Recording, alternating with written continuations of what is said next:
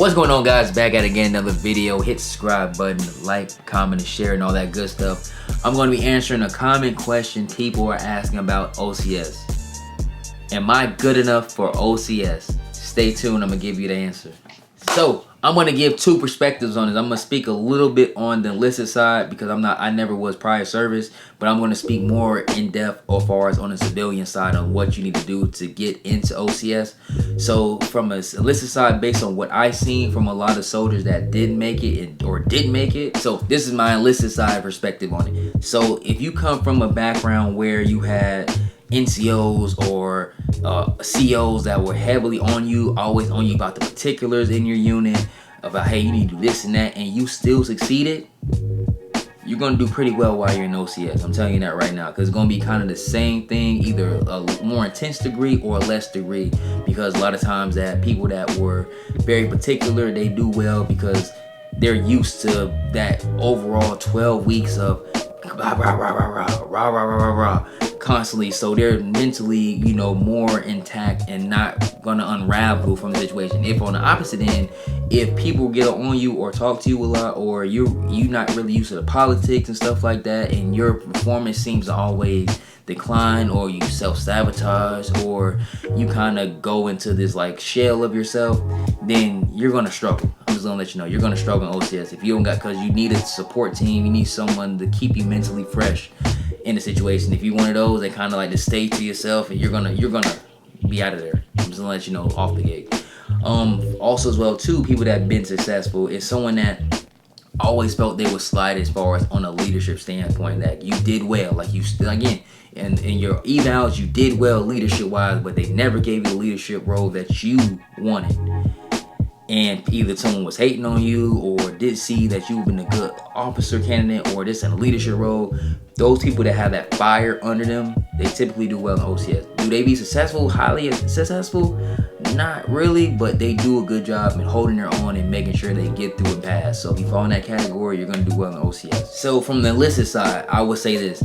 If you were one of those junior enlisted NCOs where you had an annoying staff sergeant that was always on you about the particulars, a first sergeant that was always on you, a CO, either a lieutenant or company commander that was directly on you on the particulars on getting things accomplished, and you still did well, then more than likely you're going to be pretty successful while you're at OCS. And the reason why, because it's going to be either a slightly higher degree or lower degree on some of the craziness and some companies they might implement on things that seem very realistic, on the expectation that they demand based on just the SOPs and stuff.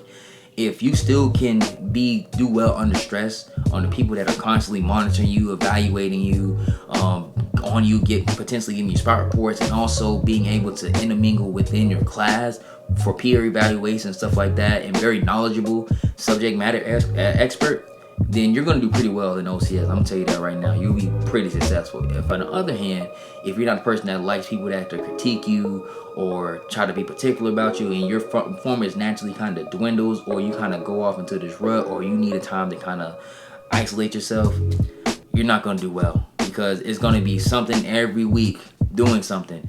And you might get through maybe if you got a good support system of people that are around you, but sometimes you can be in a support system where they're both down too, and then y'all both get up out of there, or she makes it or he makes it, and then you just get kicked out. That's typically how it kind of works. If you got a motivating support system and you're kind of like that, then you'll be fine. If you got someone that's kind of acting like you too, gonna complain when you complain, if they don't want to give the full effort, you're not gonna give the full effort, you're gonna mope in the back, then you're gonna be out of OCS very quickly. I'm telling you that right now.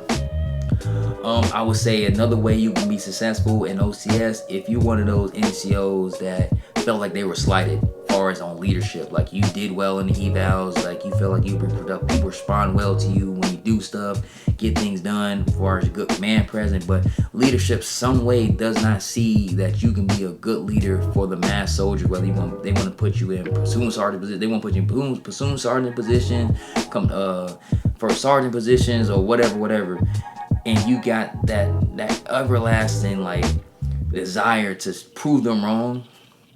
Those people typically they pass OCS pretty well. Not pretty well, but they get through it because it's probably some other intangible that they may overlook that may not put them in that leadership, but they got that tenacity, that resiliency, that even if they're going to quit, they're always thinking in the back of their mind, I don't want to prove them wrong, prove them right, that I'm not a successful leader, so I'm going to keep pushing and keep, striving to excellence to make sure that I get through this so I can be a lieutenant. Those typically get through. If you're one of those where things were handed to you, you never really did anything of responsibility, but you felt privileged, you're going to have a rude awakening when you get into OCS, because they're not going to tolerate that. You're going to get a lot of confrontation with the NCO, the cadre while you're there. It's going to be a big problem. You might get through, you might not, but you're going to have to do a lot of work to make sure that you up to speed with everybody else, because a lot of people are going to be super high speed and you're going to be behind the 8 ball on a lot of information. Trust me, if you don't got a good support system. All the people that do well in OCS, I would say you'll do well. You're good enough if you're good at doctoring, if you're good at reading documents and following the exact protocol of what is implemented, and actually be able to regurgitate it and say it out to the masses, and they kind of can execute, you do pretty well, because thick language is pretty prominent, op orders are pretty prominent, and also just standard procedure and operations. And also I learned the best way of learning the information is that you can teach it. If you can teach it, you'll learn it a lot better as well too. So those people do exceptionally well as far as in OCS, and also people rely on them for information, and they end up catapulting themselves into the elite status in OCS. From the civilian side of it, I would say that first requirement is that you got to get the minimum requirements done. So your GT scores have to be at least a 120. So if you get a 120, then you're already in the ballpark of being eligible to be a OCS candidate.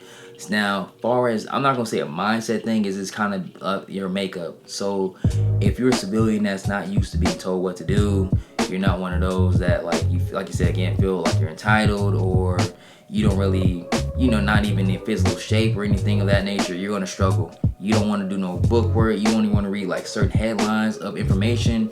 When you get to OCS, you're going to have a rude awakening when you get there, because a lot of the stuff, it's going to be first time you see it, you're going to have to implement it, and you're going to have to learn it fast, and you're going to have to do it in comparison to your peers as well too. So if you don't know what's going on, you're going to be at the bottom of the pack, and it's going to hurt you very badly if you're going in as active duty, because your livelihood is going to be very dependent on how well you do amongst people that probably been in the military for years on years. Even if they're average, they know more than you, and then you have to compete with everybody else that's going up to speed as well too. So if you're one of those people that don't do well in that, you're going to have a hard experience. If you're one of the people that are good at doctoring, same as Enlisted, being able to follow the rules, procedure, and you're just a good listener, you getting after it, you put full after it and stuff like that, and then you're you're good at memorizing very fast and applying what you see, you're going to do pretty well at OCS. Making sure that you're in good shape, definitely got to be in good shape, especially as more emphasis as a civilian, because you're not going to be doing PT like this, like the Enlisted every day and stuff like that. So having that commitment of making sure that you're in shape, because running is a requirement. You're going to be running. It's also, you got to do a 4-mile run. So a lot of people, not a lot of people, but a decent amount of people fail the 4-mile run, and a lot of people get dismissed because of the 4-mile run. So if you can't be able to run up the speed, you're getting up out of there, getting recycled, and then recycled again and getting dismissed. So make sure you're staying in shape, making sure that you read the material, and make sure that if you're good at communication, I think if you're good at communicating that civilian side of things, you'll do pretty well as far as like getting the right people around you.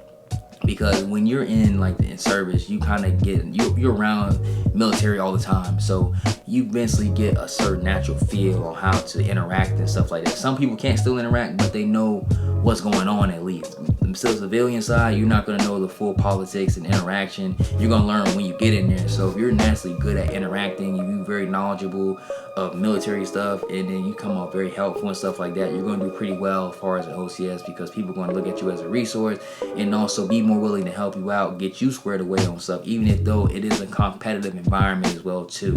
So if you do that, you'll be pretty successful as far as an OCS.